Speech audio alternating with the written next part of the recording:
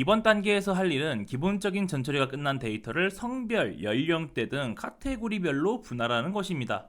이 작업의 워크플로우는 현재 보이는 화면과 같습니다. 이 작업을 통해 만들어지는 파일 이름을 통해서는 어떤 성별, 어떤 연령대의 데이터가 이 파일에 담겨 있는지 파악이 가능해집니다. 예를 들어 파일 이름이 male y.xml이다 이러면 이 안에는 청년 남자의 데이터가 들어있겠구나를 알 수 있고요. 추후 변수에 담긴 내용을 통해 파일명을 만드는 로직을 통해 자동으로 원하는 타겟층의 파일을 골라 데이터를 열 수 있습니다. 이번 작업을 통해서는 선호도 조사 데이터를 가공하여 만들어 썼던 서울시 음식 선호도 조사 결과 XML 파일을 다시 처리하게 됩니다. 1단계 처리 데이터 폴더에서 해당 파일을 불러와 다시 처리한 다음 각 연령대 및 성별 데이터로 나뉘어 4개의 파일로 저장되게 됩니다. 앞서 설명드렸다시피 파일 이름을 통해서 해당 파일에 어떤 데이터가 들어있는지 유추가 가능해집니다. 이번 단계에서 데이터를 처리하는 과정을 노트로 남겨서 저장합니다. 작업 공간 빈 화면에 우클릭한 뒤 새 노트를 추가할 수 있습니다. 이번 단계에서 데이터를 처리하는 과정을 살펴보면 대체로 중간 데이터를 삭제하거나 조건별로 분배, 취합하는 과정들이 대부분인 것을 알 수 있습니다. get XML 데이터 스텝을 통하여 1차 처리 데이터를 가져옵니다. 내용 탭에서 루프 엑스패스를 알맞게 설정해 주시고요. 필드 탭에서 필드 가져오기를 누르시면 데이터를 가져오실 수 있습니다. select values 스텝을 통해 demo habitat 필드를 삭제합니다. 이 필드는 서울, 대구 등 응답자의 주거지 정보가 들어있었는데요. 이미 저번 단계에서 서울 시민의 데이터만 남기고 모두 삭제했습니다. 그렇다면 이제 남아있는 데이터는 모두 서울 시민의 데이터라는 것입니다. 이 상황에서 굳이 주거지 정보가 필요할까요? 더 이상 의미가 없는 데이터는 중간중간에 삭제해줍니다. 메모리 사용량 절감 등 데이터 처리 과정에서의 효율성을 제고할 수 있습니다. 필터 로즈 스텝을 통하여 데이터를 성별로 나눕니다. 데모 젠더, 응답자 성별의 값이 남이면 남자 응답 데이터, 반대의 경우엔 여자 응답 데이터로 가게 됩니다. 더미 스텝을 통하여 어떤 데이터가 현재 담겨 있는지 스텝 이름으로 표시했습니다. 안의 데이터는 이전 스텝에서 받은 데이터 그대로를 보존합니다. GUI 상에서 데이터의 흐름, 워크플로우 파악을 더 쉽게 만들기 위해 추가하였습니다만 사실 이 스텝을 생략하는 것이 더 효율적이기는 합니다. 하지만 다른 사용자에게 이 파일을 전달하거나 데이터 처리 로직을 한눈에 파악하기 쉽게 만들어야 할 경우에는 더미 스텝을 활용하여 어떤 스텝을 거쳐서 나온 데이터가 현재 이것이다 라고 표시해 주시는 것이 더 좋을 수 있습니다. 뒤쪽 로직에도 청년남, 장년남 등 필터 로즈 스텝을 거쳐서 나온 데이터들을 구분한 것이 있는데 동일한 목적을 위해서 추가한 스텝들이고 없어도 되는 스텝들이기에 여기서 설명하고 더 언급은 하지 않도록 하겠습니다. 필터 로즈 스텝을 활용하여 이번엔 연령대로 데이터를 또 구분합니다. 남자와 여자 모두 동일한 로직이 적용되기에 예시로는 남자, 청년, 장년 구분만 보여드리도록 하겠습니다. 데모 에이지, 응답자 연령이 40보다 작거나 같으면 청년으로 구분, 40을 초과한다면 장년으로 구분하였습니다. concat fields, 여러 필드의 값을 합치는 스텝입니다. ffood 1, ffood 2, ffood 3, 응답자가 좋아한다고 적었던 음식 3가지를 한 필드에 저장합니다. 예를 들어 돈가스, 미역국, 삼겹살을 좋아한다고 응답을 했고 이 데이터가 각각의 필드에 저장되어 있었다면 이 스텝을 통해 새로 생성하는 데이터 필드는 돈가스, 세미콜론, 미역국, 세미콜론, 삼겹살 이런 식으로 저장이 된다는 것이지요. 만약 좋아하는 순서대로 적으라고 했다면 이렇게 합치면 안 되지만 이번 케이스에선 단순히 좋아하는 것을 3개 적으라고만 했기 때문에 각 필드의 선호도가 동일하다고 간주하여 이렇게 합쳐버렸습니다. Split Field to Rows, 말 그대로 데이터 필드의 값을 로우로 나누는 스텝입니다. 이전 스텝에서 취합되었던 음식들이 한 로우에 3개씩 저장이 되어 있는데 이것을 각각의 값을 지닌 로우 3줄로 나누게 됩니다. 잘 이해가 안 되신다면 우측에 그려둔 그림을 보시면 될 것 같습니다. 이전 스텝에서 구분자를 세미콜론을 사용했기 때문에 이 스텝에서도 구분자 입력란에 세미콜론을 넣었습니다. 메모리 그룹 바이 스텝을 통해서 ffood 필드의 값을 기준으로 그룹을 만듭니다. 쉽게 말해서 ffood 필드에 적혀있는 음식 이름을 기준으로 취합을 한다는 것입니다. 집계 기능을 통해서 fcount라는 이름의 필드를 생성하고 이 필드의 각 음식별 값의 개수를 구합니다. 실행 결과는 화면 오른쪽처럼 나오게 됩니다. sort rows 스텝으로 특정 필드의 값을 기준으로 정리열을 합니다. fcount의 값을 기준으로 정리열을 하는데 가장 많이 좋아한다고 응답한 음식이 위에 오게 하려면 오름차순 옵션을 아니오로 지정해줘야 합니다. 그러면 화면 오른쪽처럼 정렬이 되게 됩니다. 샘플 로즈 스텝을 사용해 탑3 음식만 뽑아옵니다. 라인 범위에 1.3이라고 입력하면 맨 위부터 첫 번째 로우부터 세 번째 로우까지 가져오게 됩니다. XML 아웃풋 스텝을 통하여 처리된 데이터들을 각각 저장합니다. 특이사항이라고 한다면 내용 탭에서 XML 엘리먼트를 메뉴즈와 메뉴로 지정했다는 것인데요. 이 데이터가 음식 메뉴를 의미하는 것이다 보니 이렇게 명명하게 되었습니다.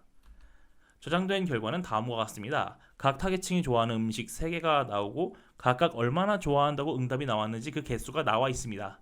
생활인구 분석을 통하여 현재 지역에 가장 많은 타겟층이 어느 계층인지 파악되면 이 파일들 중 주 고객층의 데이터가 담긴 파일을 불러올 것입니다. 먼저 XML 데이터를 가져옵니다. 이 파일을 가져올 거고요.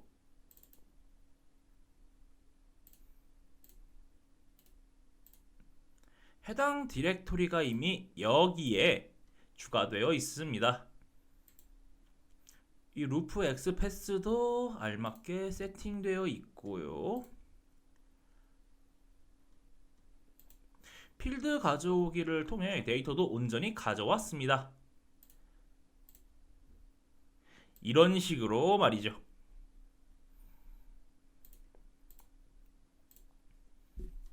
서울 데이터를 select values 탭으로 제거합니다.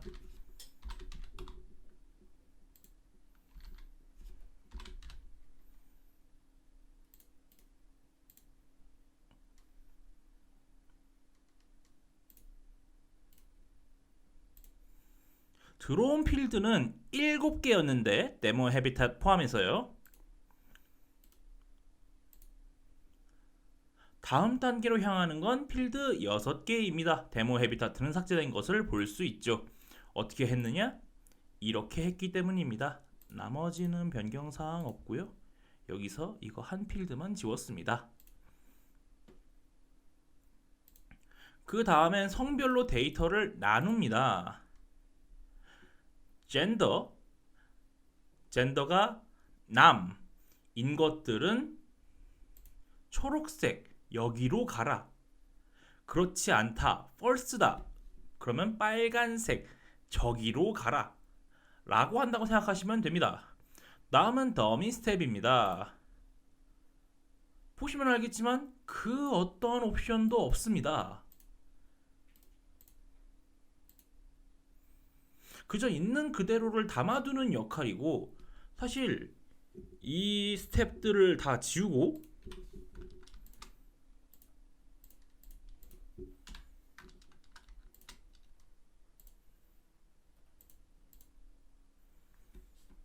이렇게 바로 연결해 놓아도 나오는 결과는 동일합니다.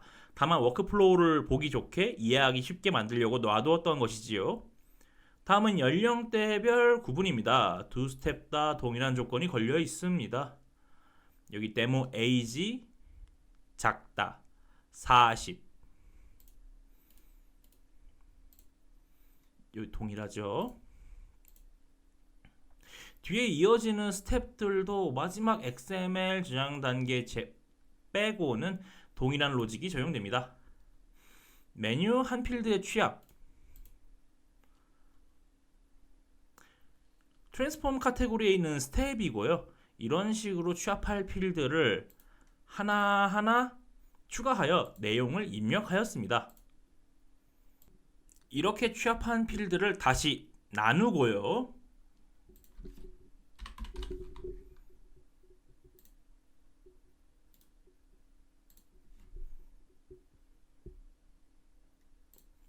그 다음에 메모리 그룹 바이를 통해 ffood 기준으로 취합을 하게 됩니다.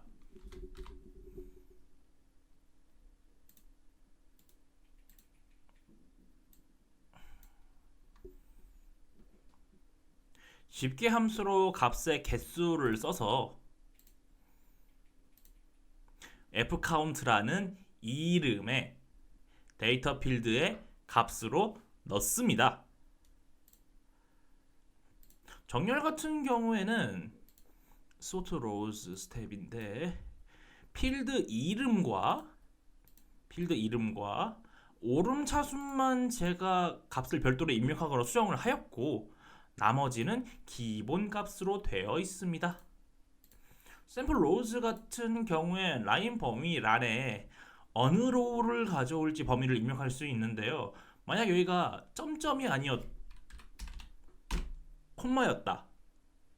그럼 첫 번째 줄 그리고 세 번째 줄을 가져오게 됩니다. 기억하세요. 여기부터 저기까지 가져오고 싶다. 그러면 시작할 로우부터 마지막 로우 사이에 점점을 입력해야 한다는 것을 말이죠. 마지막 XML 저장은 거의 모든 사항이 동일합니다. 내용 탭에서 XML 엘리멘트 관련하여 입력한 내용, 메뉴스 메뉴, 필드 탭에서 가져온 필드의 이름 등. 하지만 여기 저장한 이름을 보시면 타겟층에 따라 각각 다른 이름으로 저장되는 것을 볼 수 있습니다.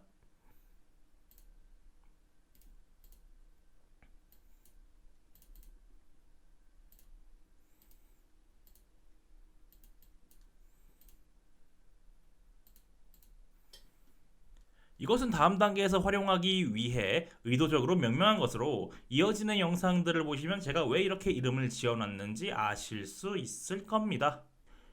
현재 이 폴더는 비어 있는데 이 트랜스포메이션을 실행하면 어떻게 될지 알아보도록 하겠습니다.